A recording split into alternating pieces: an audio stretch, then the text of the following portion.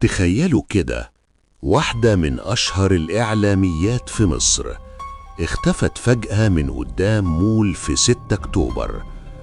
كل حد افتكر إنها مجرد اختفاء، لكن الحقيقة كانت أبشع من أي خيال. اليوم هنعرف مع بعض القصة الكاملة لشيماء جمال، من أول يوم اختفت لحد ما اكتشف العالم مين اللي قتلها ودفن جثتها، ومين اللي ما كانش حد متوقعه أبداً. قبل ما نبدأ، لو انتوا بتحبوا القصص الغامضة والمقاطع اللي تحبس الأنفاس، دوسوا على زر الاشتراك وفعلوا الجرس وسيبوا لايك وكومنت علشان الفيديو يوصل لكل حد بيحب الغموض. 6 أكتوبر 2021 يوم كان عادي جدا بالنسبة لشيماء جمال، الإعلامية اللي كانت محبوبة على التلفزيون ومحبة للظهور على السوشيال ميديا.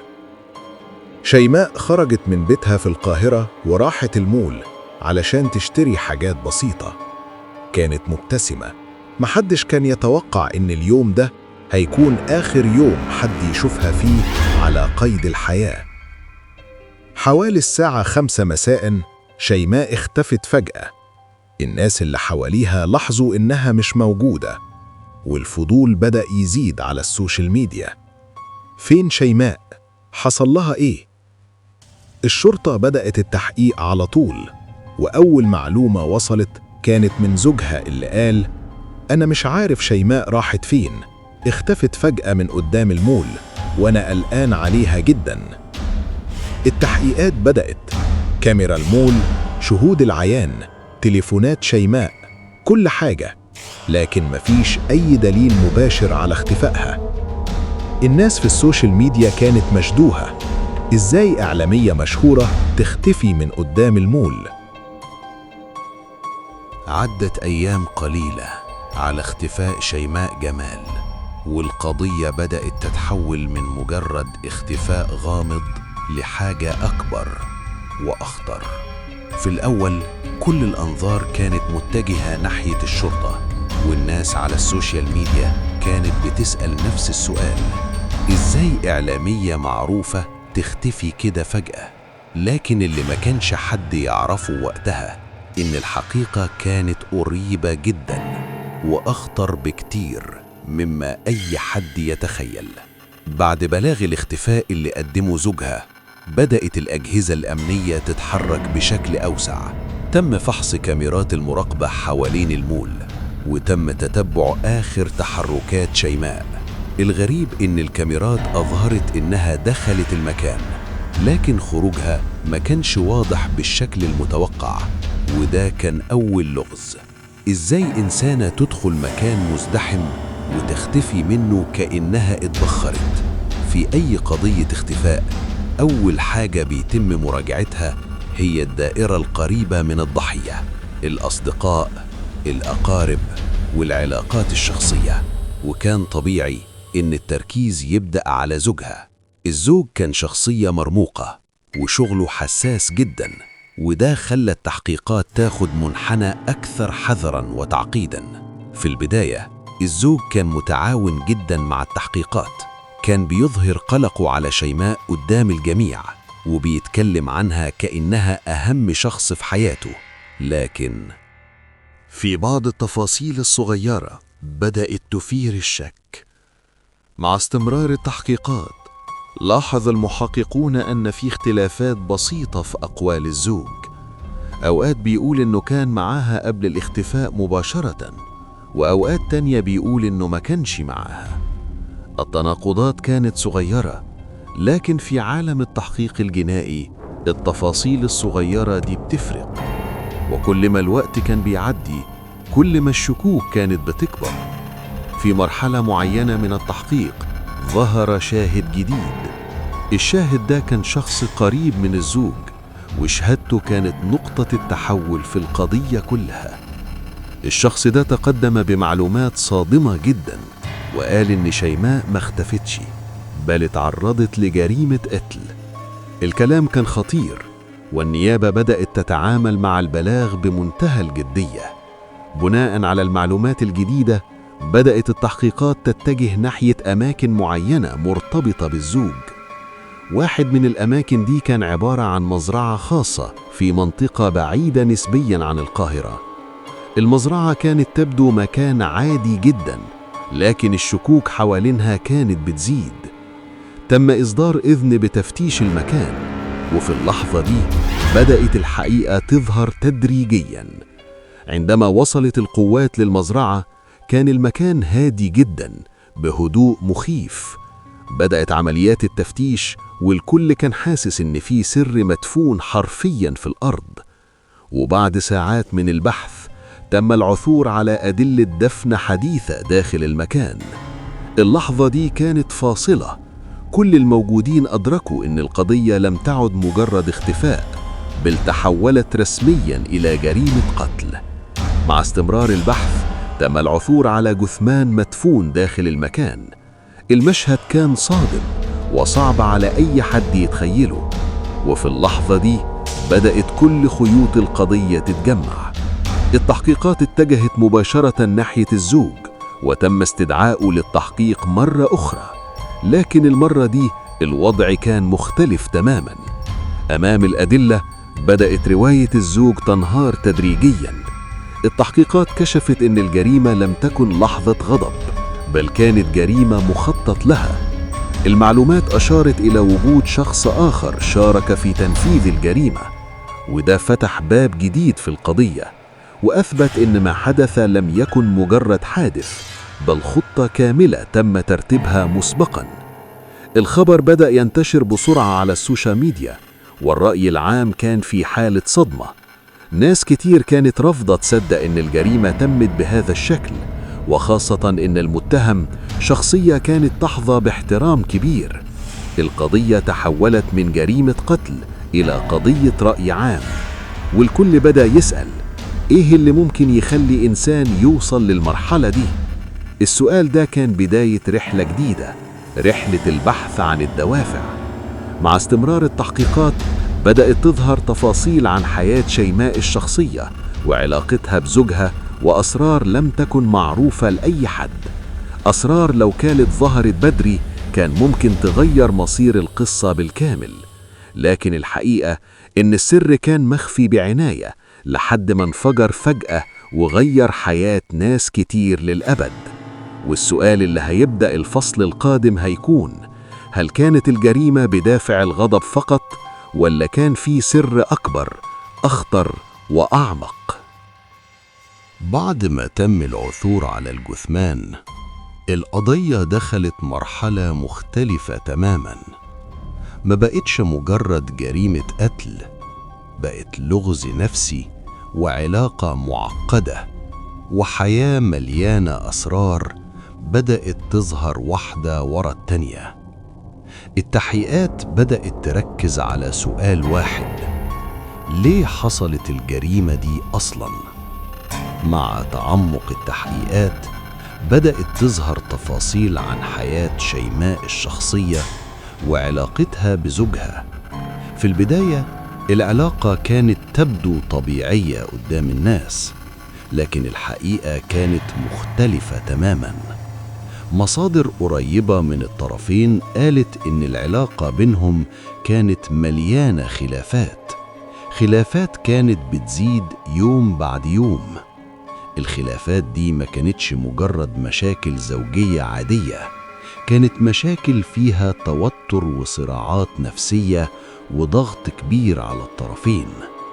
واحدة من أخطر التفاصيل اللي ظهرت في التحقيقات إن العلاقة بينهم ما كانتش معلنة بالكامل للناس، وده خلق ضغط كبير، خصوصاً مع طبيعة عمل الزوج ومكانته. السرية دي بدأت تتحول مع الوقت لمصدر توتر دائم، وخلت العلاقة تدخل في دوامة من المشاكل. مع مرور الوقت بدأت المشاكل تزيد بشكل واضح.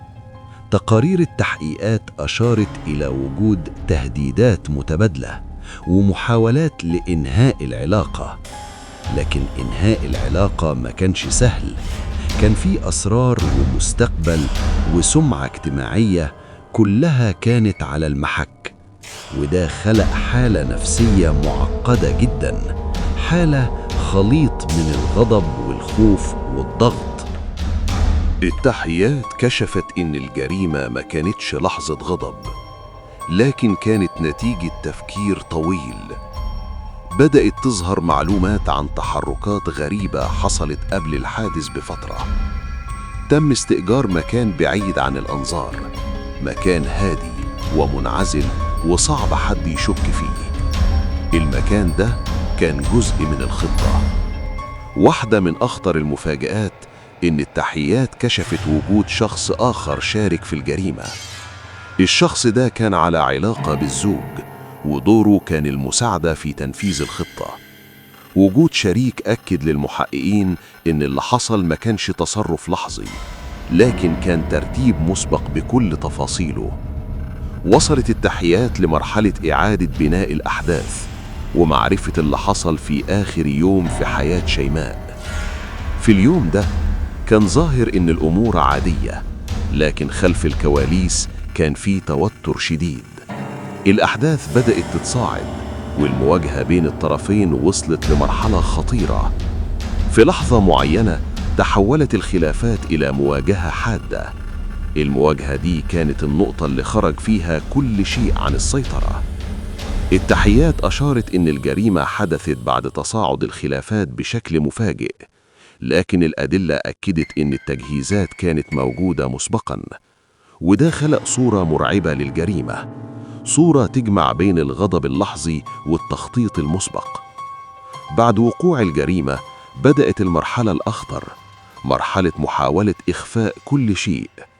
تم نقل الجثمان إلى مكان بعيد واختيار موقع صعب الوصول إليه، وبدأت محاولات لإخفاء الأدلة وخلق قصة بديلة توحي إن شيماء اختفت بشكل طبيعي.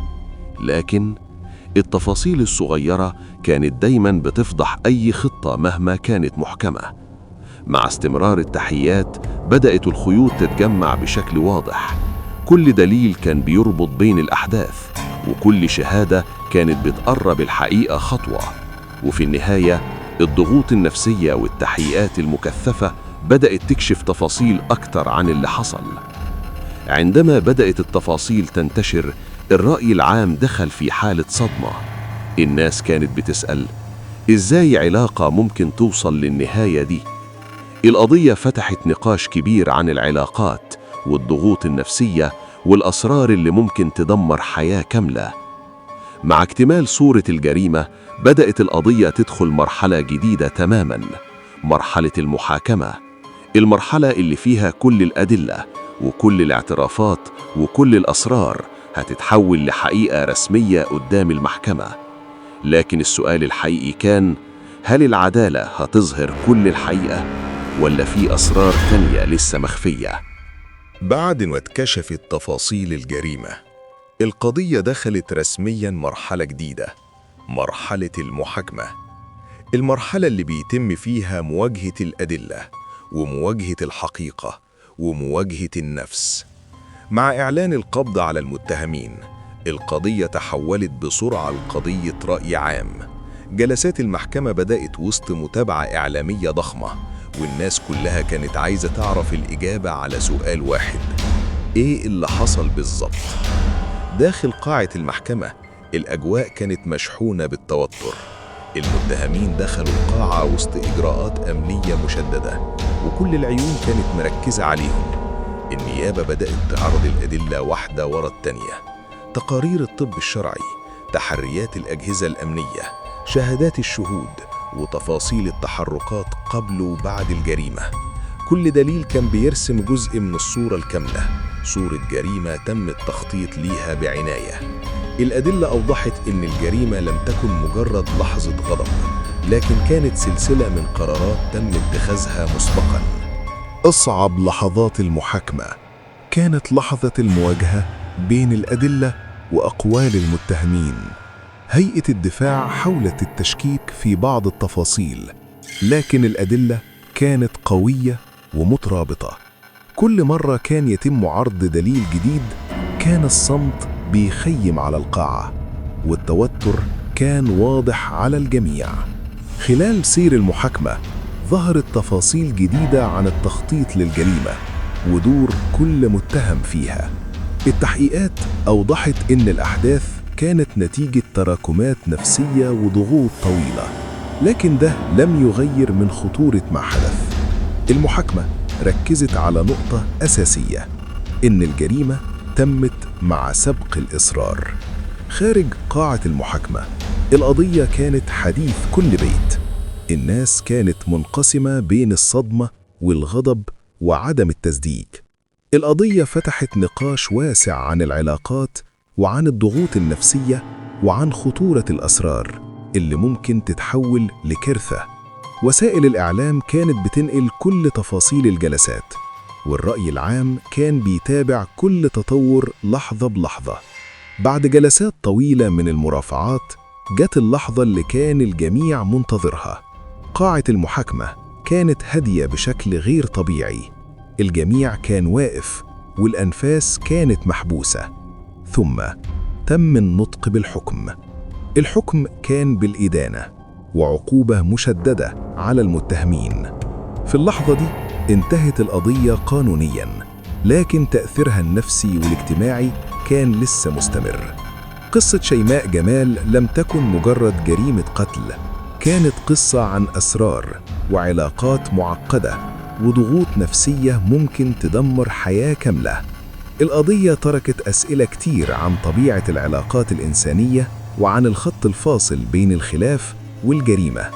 القصة دي بتفكرنا إن أحياناً أخطر الحكايات بتكون اللي بتحصل بعيد عن عيون الناس، وإن الحقيقة ممكن تفضل مخفية فترة طويلة، لكن في النهاية دايماً بتظهر. والسؤال اللي يفضل مطروح: هل كان ممكن النهاية دي تتغير لو الأمور اتحلت بطريقة مختلفة؟